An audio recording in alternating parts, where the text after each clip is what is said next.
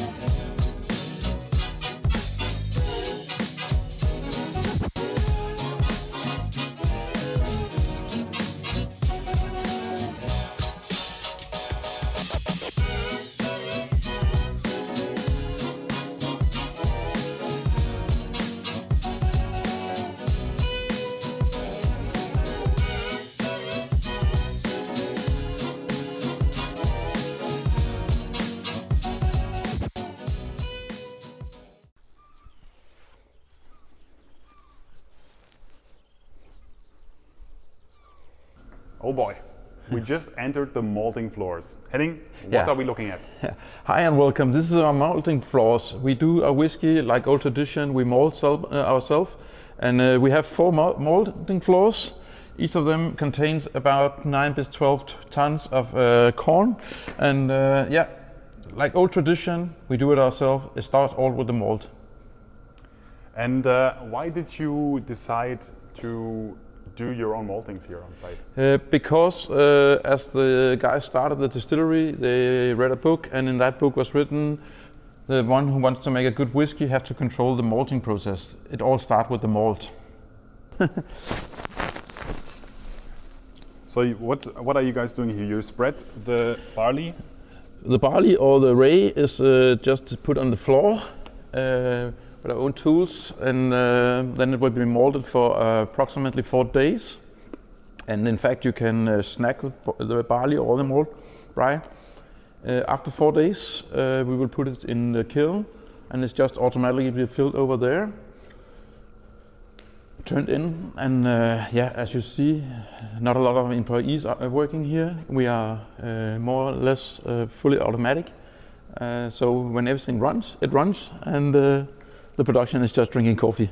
And this is here like to turn the malt? This is for the malt turning, yes. Okay. This is our own invention, and now where it's not running, it's easy to show. We got those small water flushes, and then it turns. And we haven't seen, but the original of this, every arm was standing next to each other. But the weight of the grain is so heavy, so we have to put it a little bit in different positions. So for everybody who does not know how to make whiskey, why is malting important?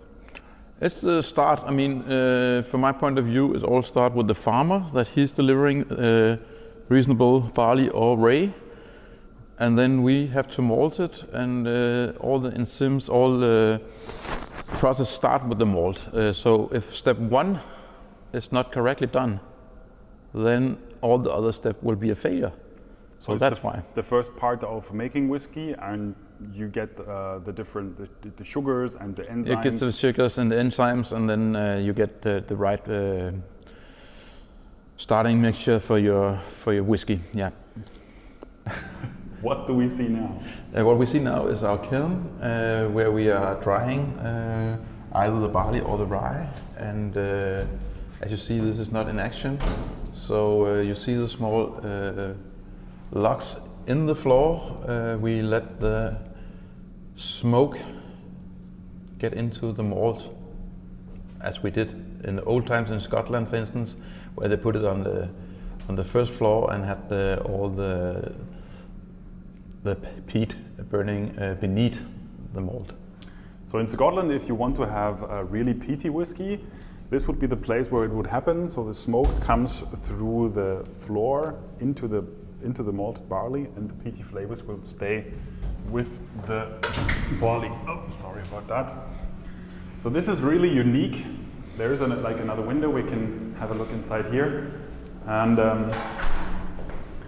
just for understanding the scope of this enterprise, how much pain you go through to make your whiskey, it's very unusual, I think, that distilleries are actually malting themselves and actually kilning themselves. In Scotland, there's only a few companies that actually do a part of their own malting, like Balvenie or Bowmore or Kilchoman on Islay.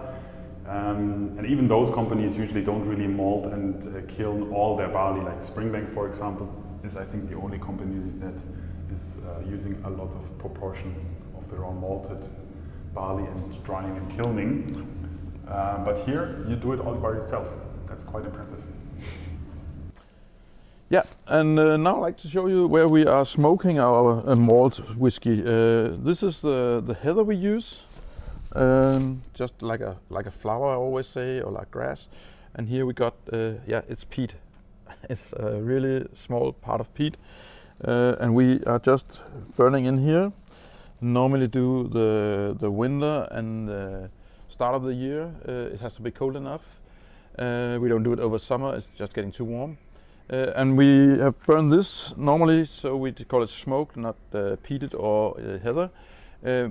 A little curious incident or something interesting we done. We have burned a lot of things, and one year we asked the people, the inhabitants of the surroundings, to come with their Christmas tree, and we burned them in here. And who knows when the Christmas whiskey will come?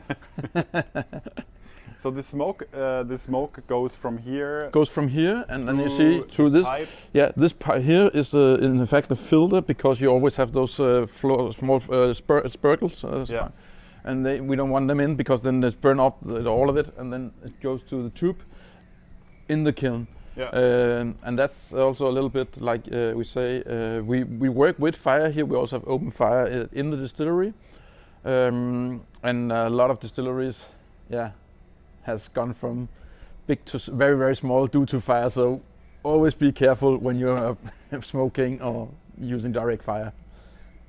And now we just move beneath tanks where we are doing our mashing and fermentation, and we are still in this position where we can say, do we want to make a beer or whiskey? And they're just immense. You can't even imagine how big they are. It's normally a limited area, but today we give you the opportunity to take a little look behind the scene.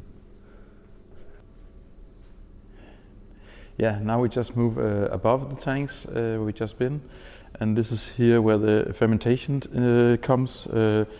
This is really where we are adding flavors, adding taste to our whiskey.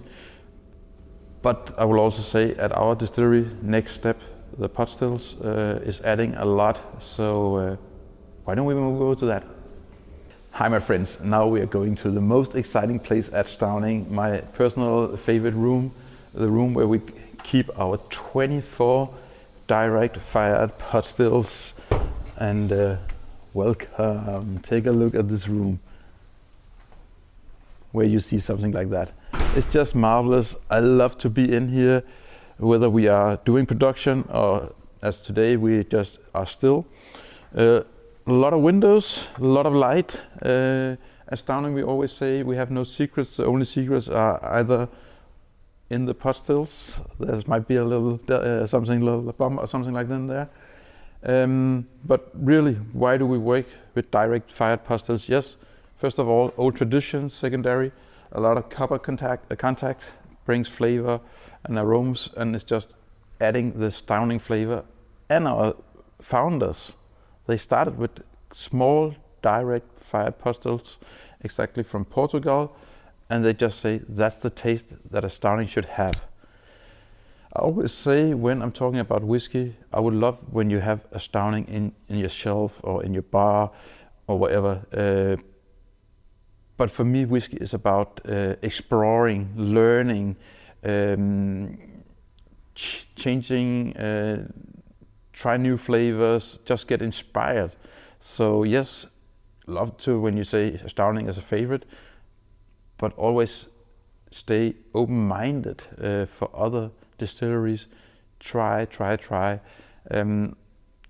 you and I, we know like the part of Germany, the northern part of Bavaria called Franconia, and they got like 340, 50, 60 breweries, and also that was the way for me into the whiskey. And I just like traveling around, get new impression, new flavors, try something. Yes, sometimes I would say, yes, I have chosen right the first time, but then I know it because I'm open for trying something else. I think that is one of the reasons why the claim of Malt Mariners is share the whiskey, share the experience, because I personally think that the sharing part and the experience part of whiskey is what makes whiskey interesting for me as a person, because I feel there's so many different flavors, so many different origins, so many different ways to make whiskey, and I think that is what you just said, and that speaks directly to me. That so I really feel that. Glad to hear that. But yes, it is about traveling, experience, just exploring. That it was I just connect with whiskey. Yeah. Yeah. Now we're looking at our spirit safe. Here in Denmark, the safe is open, so we can put in our nose to just smell how good it smells. And as you see, this is a handle that turns, so we can cut our whiskey into the heart that we keep for the whiskey. The head and the tails are going down here and be reused for the second distillation. It also have a temperature end of the day about 100 degrees. That means when we are heating up next day, we already have a certain level, so we don't go for 0 to something, but we might be at 70 degrees and then go upwards. We are distilling at the direct fire is about 600 to 800 degrees. So every heat we can reuse is good. And this is just, as you see, where we turn. So we put in a sample, it goes down here. This is the hard piece, and this is just the rubbish for next day. And the heart is the part that goes into the casks. Exactly. The heart is what we keep for the whiskey. It's roughly, I think, about 40-45%. The rest is being redistilled. And when you're visiting us, and I always say when, not in case, you can try our new make, because it's not a whiskey yet, because it doesn't have this 3 year. And as you see, it's quite hardcore. It's 69, 66, 68%. So you just get a small, with the pipette on your hand, and then you just lick it and try it. And I'm living in the south of Germany, in the Bavaria, so I say it's like a Obstler, they call it, like a, yeah, good brand. Like a fruit schnapps. Yeah, fruit schnapps. Let's go to the warehouse. Hi, my friends. Now we have seen all the way from grain to distilling, and before we get to the end, we of course have to see how we are maturing our whiskey. So come with me into our warehouse, and in here, you can't even smell it, but you have to be here. But the view is impressive. As every relative new distilleries, we are from 2005. At the start, our whiskeys was 3 years and a couple of days. In the meantime, now we have whiskey that is at least 5 years old, goes up to 7, 8 years. And as you see, the amount of whiskey we have allow us to do this. And I always find it a little bit funny when I'm here in Stauning to see this cask, because it's a Danish schnapps from the small island in the Baltic Sea, Bornholm. And that was my previous work. I worked with those guys and get connected to Alex, one of the founders of Stauning, and suddenly I have this dream job as brand ambassador by Stauning. Awesome. And what kind of whiskies do you mature in this warehouse? We do like single malt, the barley, and then we do the rye whiskey in here. But we also work with a lot of different casks. So why don't we take a close look to some of the casks? We got like the single malt up here, then we got the rye here, then we got also in a bourbon an oak cask. New. We also got some rum cask up here, yes. So that's where we do a lot of finishing. And we actually just tasted a smoked rye whiskey that was absolutely amazing. So when is that coming out? know? Very, very good question. We don't know, but everybody who sees this video should keep their eye open for a smoked rye whiskey. It was absolutely amazing. And we can have a little look maybe. You showed me before a corner that I think is pretty awesome, because we're in an official warehouse. Yeah, but we also have a little extra, a little surprise. So if you follow me. Wow, this is so cool. I'll just say the words. I heard it in a movie, I think. The bar is open. That's secret bar inside a warehouse. This is so cool. Between the cask, and it's just amazing. Built for the World Whisky Forum a couple of years ago, but yes, we also got some special warehouse cask. We got some distillery editions, some old stuffs, and of course, as mentioned, our rye whiskey, our signature. Floor malted rye is a little bit extraordinary, a little bit different from all the others. Amazing place.